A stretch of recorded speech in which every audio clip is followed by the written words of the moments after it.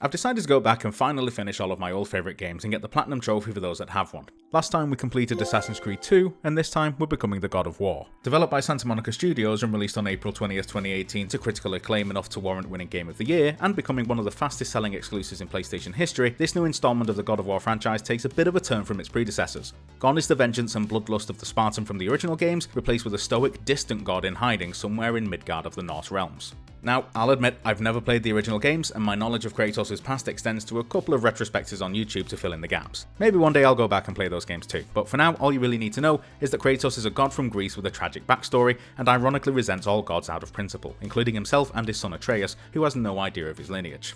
It's clear that Kratos has been distant from Atreus all his life, which makes things awkward now since his mother Faye is dead, and we're tasked with taking her ashes to the highest peak in all the realms, the mountain near our home. Before we get a chance to do this, however, a tattooed stranger pays us a visit and makes it clear that he knows who we are. He picks a fight with us and we have to remind him who the real God of War is here, but he seems able to constantly regenerate his health and feels none of the pain we're inflicting on him. Only when we snap his neck and drop him down a chasm are we free of him and make our way back to the house. Despite Atreus not being ready for the journey up the mountain, we have no choice but to leave our home and start the quest, earning us the achievement The Journey Begins. As we explore, there'll be two main ways for us to gather resources: looting drops from enemies and opening chests.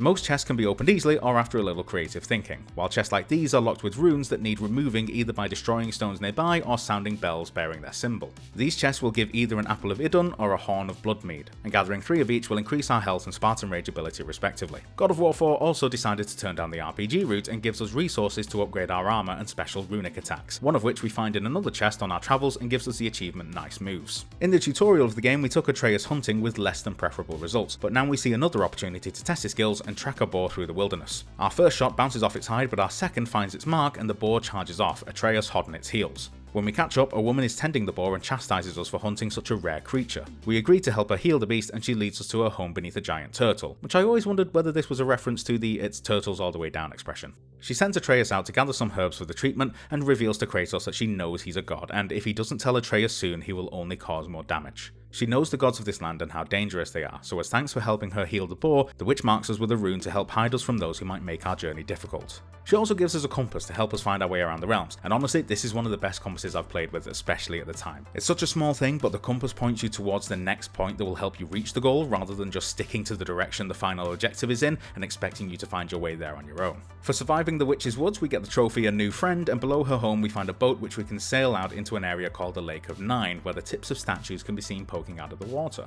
We head over to one near the middle of the lake and Atreus reads the runes which tells us to throw our weapons in the water. We take our axe and launch it into the lake, but it does not return when summoned as it should, and soon the entire lake starts to shift. When the water settles again, we're greeted by Jormungandr, the world serpent, who spits our axe back to us and speaks in a language we can't understand before settling around the lake. The water level has dropped significantly, revealing a temple at the centre of the lake, which we venture over to find. If it isn't the bearded beaver, it is Sackseed. Have I got something for you too?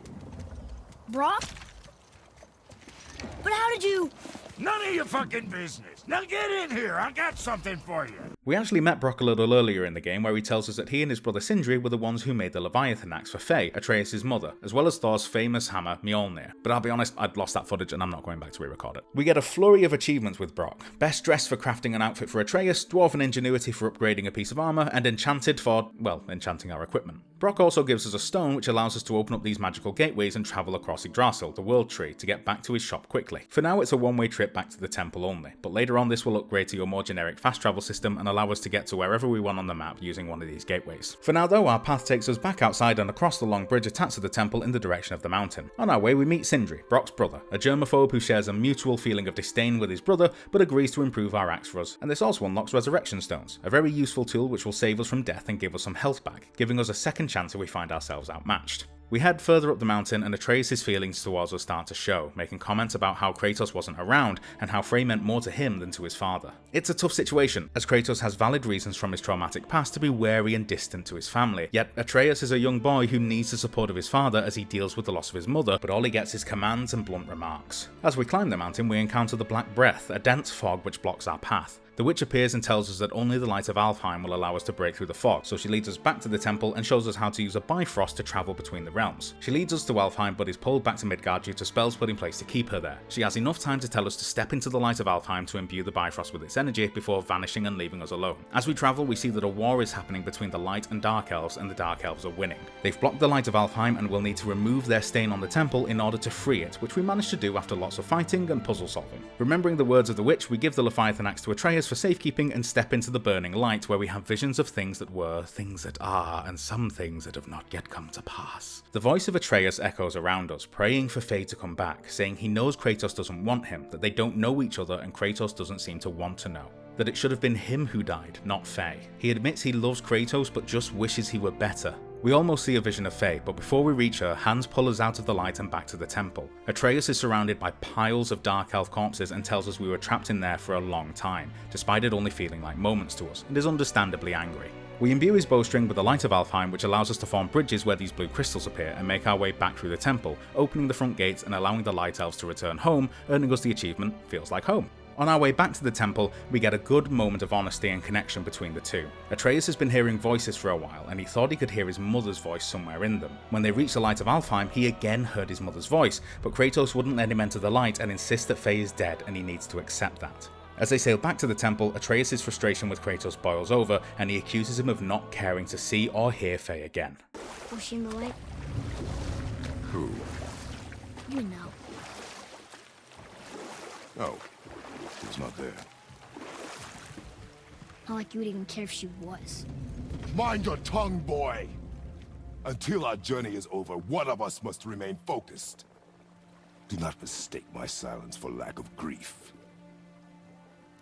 Mourn how you wish. Leave me to my own.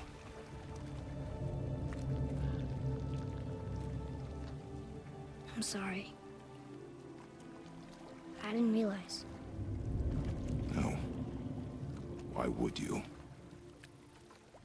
do not know my ways. I know it has not been easy.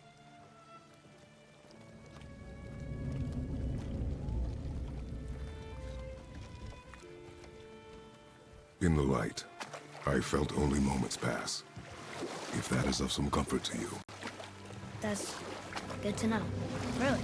It's another great moment of bonding between the two, addressing Kratos' distant behaviour and, while he doesn't apologise exactly, acknowledging that it isn't Atreus' fault that there's a disconnect between them. We return to Midgard and decide to do a little side questing.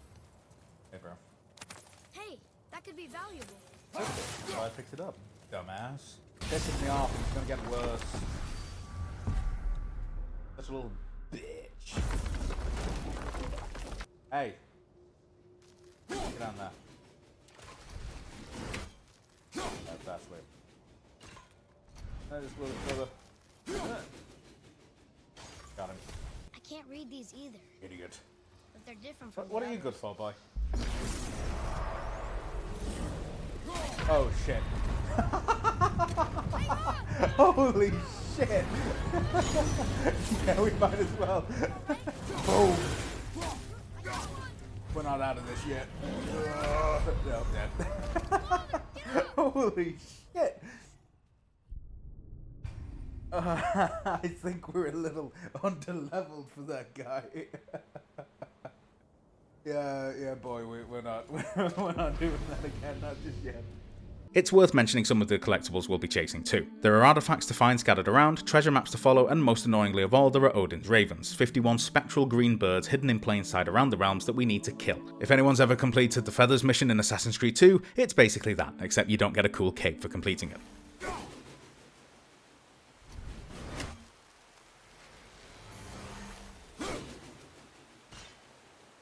That what? What? Excuse me? Excusez-moi? Voulez-vous coucher avec moi ce soir? I'm hitting it! I'm hitting the motherfucker! Am I... The game will not let me kill it.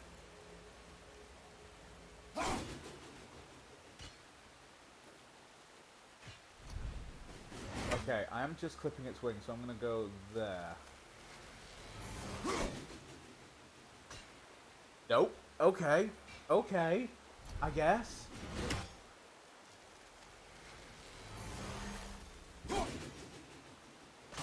There we go. Holy shit. What the fuck? What a little bitch.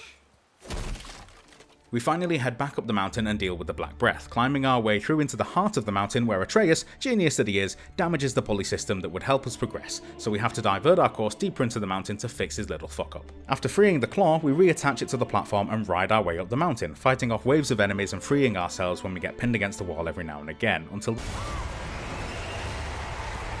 Calm yourself, boy, and stay behind me. We fend off the dragon for now, but soon find it harassing Sindri outside, and Atreus insists we rescue him. The dragon breathes something like lightning rather than fire, but it's vulnerable to these red explosive crystals we were introduced to before the fight, so we endure the dragon's attacks and launch the crystals at it whenever it builds up the lightning, leaving it open to attack. Noticing a particularly pointy crystal, we call to Atreus to be ready to lower a nearby claw, and when the dragon is vulnerable, we slam one tooth of the claw into the side of its head and push until it becomes impaled on the sharp crystal. It writhes in pain and explodes its own head with its attack, collapsing to the ground dead, and giving us the trophy Dragon Slayer.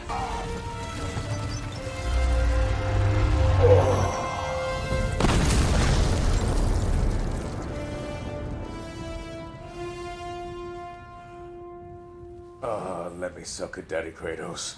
Grateful to have his life saved, Sindri gives Atreus some mistletoe arrows and imbues them with magic to explode the red crystals, allowing us to continue our journey up the mountain. We soon reach the summit and notice that Atreus' quiver is damaged, so Kratos uses one of the mistletoe arrows to repair the strap before continuing. As we approach the summit, we hear voices talking and recognise one of them as the stranger, who we now know to be Balder, interrogating a tree. Once Balder and his pals leave, we climb the summit and talk to the man in the tree ourselves. This is Mimir, advisor to the gods and all the creatures of the Nine Realms, and he reveals that unfortunately the highest peak in all the realms is not the mountain we've just climbed, but a mountain in Jotunheim which is almost impossible to reach unless we have the secret rune to get us there. Unfortunately, Mimir knows it. The catch is we have to cut off his head to free him from the tree Odin has trapped and tortured him in, and hope that the Witch of the Wood can resurrect him. So we cut off his head and travel back to the Witch's Wood to seek her help.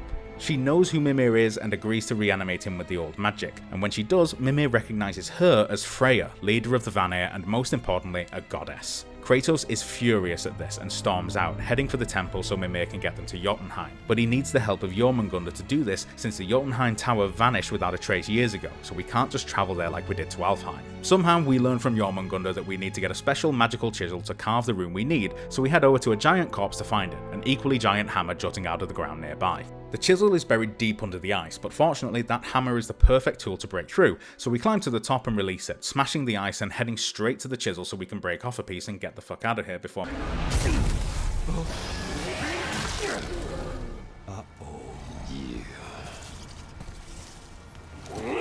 Boy. Surrender. The All-Father demands it. No. Good. This fight is mine, boy. Go. And where do you think you're going? Oh no, brother. The little freak's got a bow. What are we gonna do? Considering these are the first gods we've faced since Balder, and the sons of Thor, Magni and Modi are surprisingly easy to beat. Atreus does a decent job of distracting whichever one you don't focus on, and when they drop a couple of health bars they go into a trance-like recovery state so you can target the other one. Rinse and repeat until you wear them down and politely ask Magni to hold your axe with his face. Is it just me or does it look like he's twitching? He was twitching, cause he's got my axe embedded in his nervous system! Modi realises he's out of his depth without his brother and runs off, earning us the achievement Troubling Consequences. But what's more troubling is Atreus' anger. The brothers talked a lot of shit about Faye during the fight, and Atreus struggles to control his rage, but insists he's fine despite sporting a harsh cough and hacking up blood, so we press on and carve out a piece of the chisel. As well as letting us carve the rune we need to get to Jotunheim, the chisel also allows us to open up these sealed doorways, which often lead to Valkyries, the toughest bosses in the game who really don't hold back. I had a quick try against one nearby, but that doesn't quite work out well for me, so we set sail to do a quick side mission, which I also almost immediately regret because not only do I get bested by a bunch of Ice Wraith guys, I then have to take on 2 Wolvers and die not once, not twice, but 10 times before I finally get the better of them, and in most of those fights it wasn't even close, they were practically bullying me. Now to any sane person, this would be a red flag that you need to upgrade your armour and stats and stuff, but I have no such weakness, so I press on to Tyr's Temple to find the special rune we need. When we arrive, there's a cute moment where Atreus tries to teach Kratos to read the runes, but this wholesome father-son moment is cut short by Modi returning with a vengeance and lightning powers he couldn't use earlier because the plot demanded it. Modi starts talking shit about Faye again and threatens to kill Kratos, which tips Atreus over the edge and he tries to go full rage mode, but it's too much for him and he passes out. We manage to overpower Modi with our own Spartan Rage and he flees again, which allows us to recover Atreus and take him to Freya. The tonal shift during this part of the game is harrowing to say the least. Kratos is silent almost the whole time, the sky darkens and bleeds and the snow is mingled with flaming ash. The music falls to a low, ominous, eerie tune, and Kratos' vulnerability only becomes more evident as we approach Freya's home. It's a small detail, but while holding Atreus on the lift up to Freya's, Kratos gets impatient and paces back and forth, a clear physical sign of anxiety, and it's almost heartbreaking hearing the worry in his voice when he reaches the door. Freya! Open the door! We need your help! Woman, do you hear me? It is urgent! I'm still a god. Go away. The boy has fallen ill! Freya! He's ill. Inside. This is no ordinary illness. The boy's true nature, your true nature, fights within him.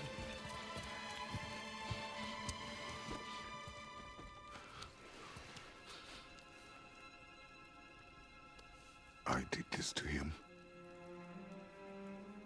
Will you help me? Of course.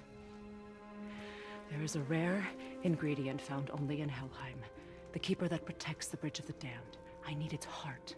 Nothing too difficult then. To make matters worse, our frost axe will be useless in the realm of the dead since the cold there is so bad there's no magic in the Nine Realms that can spark a flame there. Fortunately, and much to Kratos' dismay, we have a weapon from outside the Nine Realms that might just do the trick, so it's time for a traumatic trip down memory lane. Or river, I guess.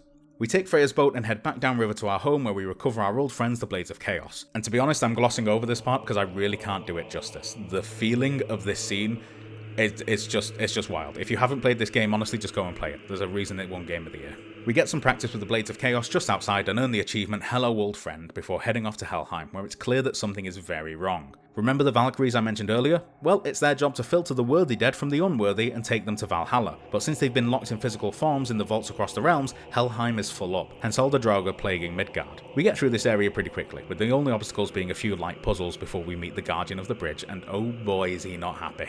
This guy's a decent boss fight, but honestly, I've never had too much trouble with him before now. This time, however, it took 3 attempts before I was able to bring him down, which finally drove home to me that I need to get some upgrades. With the Guardian dead, we carve out his heart, see a vision of Kratos' dad Zeus from across the Bridge of the Damned, and meet up with Brock, who upgrades our Blades of Chaos so they can harness the winds of hell and help us solve some puzzles. Oh yeah, the blades can also set things like these hell brambles on fire, which will help us both in the story and gather collectibles as we go. We head back to Freya's and heal Atreus, which earns us a trophy, A Promise Fulfilled, but even though he feels well enough to travel, something's off with him. Turns out he heard Kratos say he's cursed and thinks he means that Atreus isn't strong enough and a disappointment, but he's glad to at least know the truth now. Kratos realizes he has to come clean and finally tells Atreus that the two of them are gods. And I have to admit, Atreus has a very valid question upon finding this out.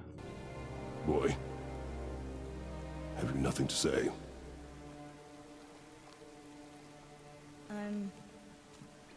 Can I turn into an animal? Can you turn into an animal? No. No, I do not think so. With Atreus well again, we head back to Tyr's temple, solve some puzzles, fight some bad guys, solve some more puzzles, fight more bad guys, and finally recover the ruin we need to travel to Jotunheim, so we start our journey back up the mountain. Ah, a skiing do from my homeland. Used to have one of my own back in the day. You should take it, boy. Yes, boy, take it. We might need to butter bread somewhere on our travels. This is why no one likes you. Now you, dear viewer, may be sat there thinking, oh, that's nice, Kratos was finally honest and vulnerable with his son, and now they get to grow closer over their shared bond. But actually, get ready to spend the next hour of gameplay with the most annoying little fucking shitheel that ever walked Midgard. You've done nothing to regret. The elves forced their affairs upon us. No, I get it now. We had God things to do, and they were in the way, dragging us into their little I hate this part of the game. He becomes an unsufferable little twat. Atreus, in this part of the game, makes me wish we'd left him to die in Freya's hut. Finding out he's a god, goes right to his puny little head, and he just becomes a colossal, entitled sack of shit. He's walking around saying he's better than everyone else and knows better than everyone else just because he's a god. That's the only thing. He's a god now, so he knows better. He tells Mimir, literally the wisest being alive, that he has nothing left to learn now. He's cocky, he's arrogant, he's straight up rude, he's especially to Sindri, who he insults and says he's tired of little people and their little problems. He takes such a turn that even Kratos says he's being unkind, which is really saying something. He even implies he's better than Faye, his own fucking mother, because she wasn't a god. But Odin's ways are subtle, and his purposes are... Enough about Odin and his whole stupid family. Kratos has so much better self-control than me. I would have pushed this little cunt off of there by now. He charges into fights and acts all victorious when we have to come and save him. Anything we ask him to do, he responds with a dismissive, Whatever. I'm hearing fucking Maester Aemon in my ear. Kill the boy, Jon Snow. Kill the boy, Kratos. We meet a beaten and battered Modi on our way back up the mountain, who Atreus kills with a stab to the neck and acts like it's nothing. And the cherry on top comes when we finally reach the summit of the mountain again. We carve the rune into the gateway, and before us at last is Jotunheim, just a step away, when Baldur appears out of nowhere and we end up breaking the gate during a scuffle. Kratos tells Atreus to run, but Baldur gets under his skin and he ends up shooting us with the Sparks arrow and tries to stab a god we know can't feel pain, which works out perfectly for him as Baldur kidnaps him and jumps onto the back of a dragon and takes off. Luckily, we jump on just in time and fight Baldur until we bring the dragon crashing down into Tyr's temple, where Baldur's trying to open the gateway to Asgard, but we swap it to Helheim at the last minute and we all get sucked through into the realm of the dead, and all because this waste of a nut had a catastrophic power complex.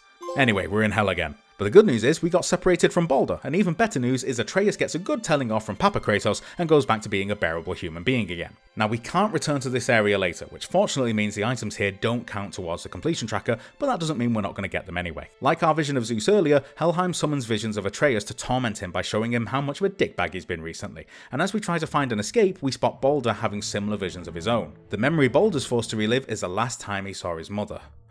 Freya? But Kratos is about to relive some trauma of his own, so we've got to leave this family therapy session behind, because when we find a boat capable of taking us back to the temple and get it going again, and by going I mean flying, Kratos starts to hear the voice of Zeus calling out to him. We fend off waves of attacking undead until we leap off the crash landing ship and break through the roof of the temple, but not before Atreus sees a vision of Kratos absolutely decking Zeus. Back in the temple, we find ourselves in one of Odin's secret rooms, where he stashed a secret panel of Tyr, and for good reason, since Mimir's special eye reveals plans on the panel for a special key to help us get to Jotunheim, but we'll need the help of the dwarves to forge it. Fortunately, Brock and Sindri finally decide to bury the hatchet and work together to forge the key for us, which we take to another one of Tyr's secret rooms and find ourselves under the realm travel room. It's really starting to get concerning how many secret rooms this guy has. The underside of the travel room is the same as the top, just upside down, and on the ceiling that's actually a floor where the Jotunheim door should be is another glowing orb, the same kind Tyr used to protect the black room we find earlier, and since we need that orb, the only logical thing to do is to flip the entire temple. So after channeling our inner Khaleesi and breaking a few chains, we give the temple a push and flip the travel room upside down, which allows us to reach the orb and find the Unity Stone inside. Through the game, we're told that Tyr, like Mimir, was a good friend of the Giants, and it's hinted that he played a part in helping the Giants vanish with their tower all those years ago. But now we know enough to piece the puzzle together. The Unity Stone allows you to travel the realm between realms, where nobody's ever meant to go. So when the Giants came to Tyr to help them escape, he used the stone to hide the Jotunheim tower in the realm between realms so nobody would be able to find it, allowing the Giants to be cut off from the rest of the realms. So with nothing else for it, we head to the branch of the World Tree for a leap of faith. This is where Tyr stepped beyond, and the Unity Stone protected him. Ready? Ready. Well, if this is it, lads, it's been an honor. Our faith head.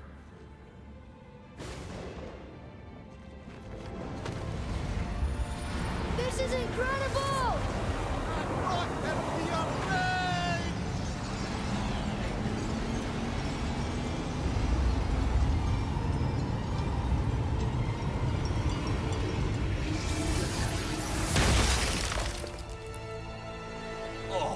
How can I be so nauseous without a stomach?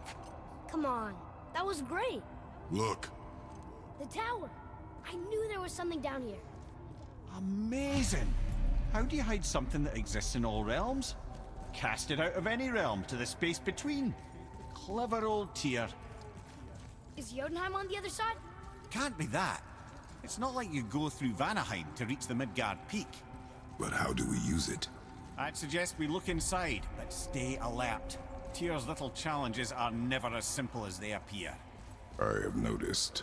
With the Jotunheim Tower found, we need to pass Tyr's trial, and since he's a god of war too, it only makes sense that his test is a gauntlet of the realms. So we face off against foes from Midgard, Alfheim and Helheim one after the other, capping it all off with a double whammy of an ogre and a troll from Muspelheim. Once they're dealt with, the tower returns to its rightful spot around the temple, but we still can't use it yet. As a final protection, the path to Jotunheim doesn't have a travel crystal like the other realms. Tyr used his own magical eyes, a gift from the giants, to focus the energy to travel there. Good news, Mimir has the same eyes. Bad news, he only has one of them. Odin took the other one and hid it in a statue of Thor that Jormungandr ate at the start of the game. Good news too, Electric Boogaloo. He thinks it might still be in his stomach. And he's open to letting you roll into his mouth to look inside. Ew. Really? By the by, he's not wild about it either. Bad news too, the return of Jafar. Once we get the eye from inside the belly of the beast, and the trophy trilingual for finding the last part of the Niflheim cipher, Jormungandr starts retching and writhing and spits us out onto the shore by the body of Thamor, the giant corpse we came to earlier to get the chisel. Freya turns up to see what the commotion is just as Balder does his best impression of Godzilla and prepares for a final showdown. Freya tries to stop us killing Balder, we try to stop Balder killing Freya, and Balder's trying to kill all of us, so it's a win-win scenario for him. In his eagerness to beat us though, he takes a shot at Atreus and cuts himself on the shard of mistletoe holding Atreus' quiver together, which it turns out is the one exception to his invulnerability rule, but that won't stop him trying to kill us. Freya reanimates the corpse of Thamor and uses him to separate us from Balder, but he keeps coming back and fighting, so Colossal Freya moves us again, but he keeps coming back. This happens a few times until we finally whittle his health down and end up back on the shore where we started, but Freya begs us to spare Balder, so, with him bested, we leave him be. Only problem is, he still has a vendetta against Freya despite her saving his life, and she gives her blessing for him to kill her if that's the only thing that will help him. But Daddy Kratos has seen enough parent killing and decides to break the cycle, which also involves breaking Balder's neck.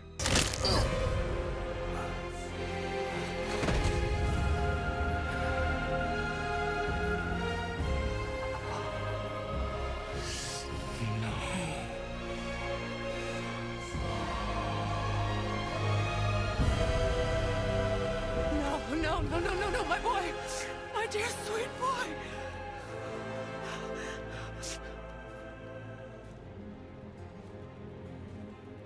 Freya. He chose this. I will rain down every agony, every violation imaginable upon you. I will parade your cold body from every corner of every realm and feed your soul to the vilest filth in hell. That is my promise. He saved your life. He robbed me of everything.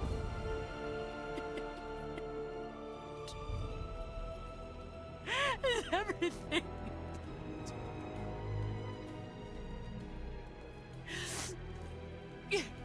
You were just an animal. Passing on your cruelty and rage, you will never change. And you do not know me. I know enough. Does he?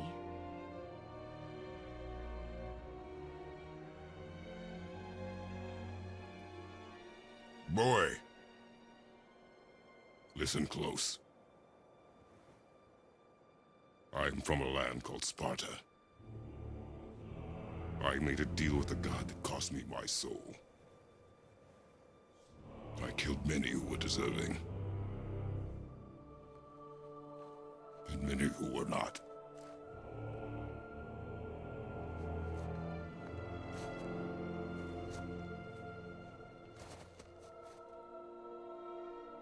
I killed my father.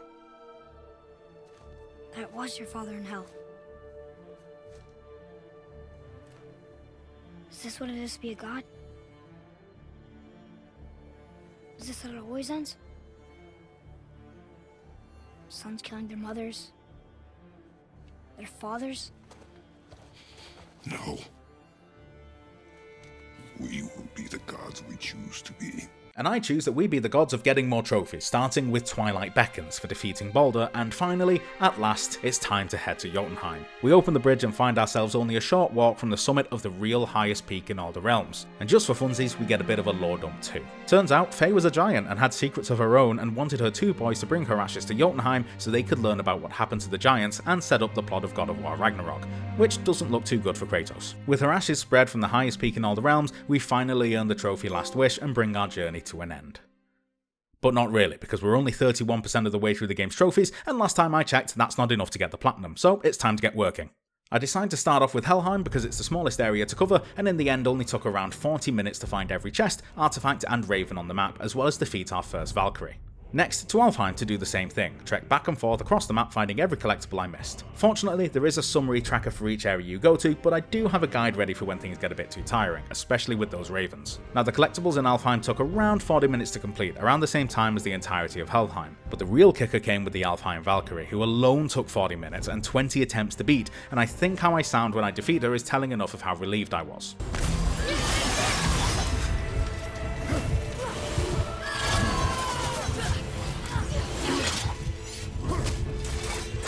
Oh, yes. Oh my god. Oh my god. Oh, we got her. Oh, yes. Oh, we got her. Oh, ha, ha. Oh, fuck. Fuck me.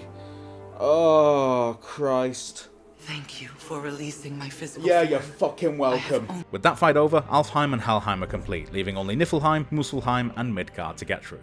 Easy. Expecting the Muspelheim trials to be a nightmare, I start with Niflheim, which essentially boils down to a few hours of grinding. At first I'm getting downed instantly, but I slowly start collecting Mist Echoes, and before long I'm fully decked out in Ivaldi's armour and doing complete pass-throughs of the arena. I even come up against the Valkyrie, and this one might just be the weakest one in the game, probably to balance out the extra obstacle of not dying to the mist. After some more grinding, we find our way through all 3 realm tears in the workshop and earn the achievement Darkness and Fog, as well as All Will Fall for slaying 1,000 enemies, and Worthy for fully upgrading the Leviathan Axe. Next, onto Muspelheim. Thanks to the upgrades we got in Niflheim, the remaining challenges were actually a breeze, and in no time I'm preparing to fight the toughest Valkyrie so far. Ready yourself.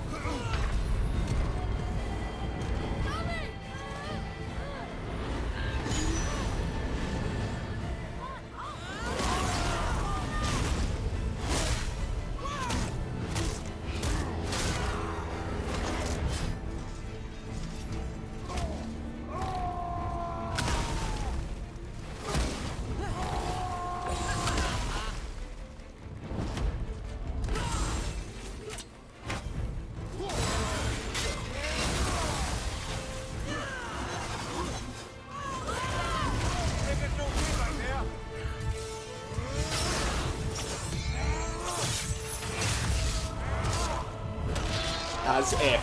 First try. First fucking try. That should not. 2 minutes. It took 2 minutes. Oh, God. For context as to why I sound so shocked, I fought this boss with a couple of friends only a few months before this run, and it took hours to beat Galder. Since we're here and I'm feeling pretty confident, I decide to take on the impossible trials next. So yeah, now it's going to be the impossible challenges. Which, not going to lie, like, the only struggle so far was the one that was like, oh, you know, don't take damage. Because not gonna lie, we've got pretty good equipment now. Avoid taking damage. Fuck! Here we go. Aside from the no damage trials, the rest of the challenges were a cakewalk, and before long, we're heading back to Midgard with the trophy Fire and Brimstone under our belt. I decide to tackle the Valkyries next, and one by one we collect each and every one of their helms and bring them to the Council of the Valkyries so we can fight the big boss Valkyrie herself, who promptly wipes the floor with me. My excuse is that I didn't have a full rage bar when I started, so I decide to go off and explore and build up my rage again, and during our travels I managed to pick up the achievements Why Fight It for fully upgrading the Blades of Chaos, Idun's Orchard for maxing out our health, and Beneath the Surface for exploring all the Lake of Nines has to offer. Beneath the Surface. Explore all the Lake of Nine has to offer. Okay. That seems a bit premature, but okay. The game does this a couple of times, as we'll see soon, where it gives me an achievement for something that isn't technically complete yet. I can only assume in this case it's because I revealed the last named location on the Lake of Nine. Either way, having gotten a full rage bar again and feeling a little more confident, I head back to the Council of Valkyries and take on Sigund again. It takes a few tries since she has more health than all the other Valkyries and uses all of their unique powers against us, but after a handful of tries and one bullshit run where the game stopped registering damage against her, we take down the final Valkyrie and earn the achievement Chooser of the Slain. Now it's time to complete some requests, which takes us all around the map, collecting items for the dwarves, tracking down a traitorous son, putting an end to a distraught captain's resurrected crew, and even freeing a couple of dragons. We get the achievement Like Oil and Water for completing all of Brock and Sindri's requests, and while we're here we unlock the necessary armor pieces for the achievements Path of the Zealot and Primordial. We head to Veithagard as it's the last major part of the map to explore, and nab a couple of achievements for our trouble. Quick Tempered for maxing out our rage, Death Happened Here for fully exploring the area, again way before we actually finish everything in the region, and Dangerous Skies for freeing the final dragon. We head across to a statue of Thor and destroy it as a favour to our final wayward spirit, who passes on to the next life and gives us a trophy, Unfinished Business. Unfinished Business. Assist all of the wayward spirits. So that's it, that's like side quests, things done. It's just collectibles now. We've just got to read the Jotnar shrines, use treasure maps to find all the dig spots, collect all the artifacts, kill all Odin's ravens. And that's it, it's literally just a couple of collectibles left. God, went to look for Thor on his own. Speaking of which, got it. Allfather blinded. Kill all of Odin's ravens. Right there. Now don't get me wrong, I'm delighted to have gotten that achievement.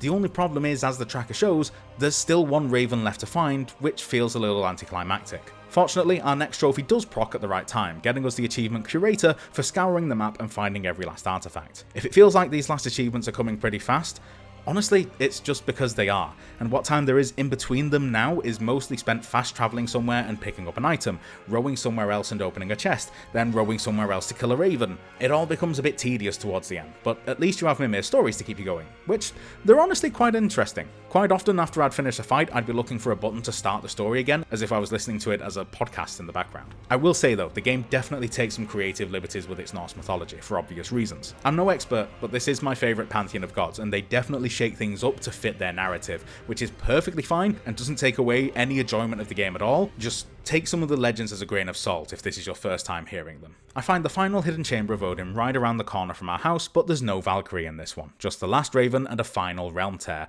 which the game decides is the appropriate time to award us with 100% completion, even though we still have a Jotnar shrine to find and a handful of treasure maps to follow. Starting with the Jotnar shrine, I end up using 3 different guides to find it. The first one only listed 10 of the 11 shrines in the game, the second sent me to one I'd already found, but thankfully the third guide sent me the right way, and we get the achievement The Truth for finding all of the shrines. Now all that's left to do is follow the maps around Midgard and dig up the treasures they lead to. The last one takes us to Fafnir's storeroom, a spot from an earlier side quest, and just up the stairs we find it. Here we go, this is it.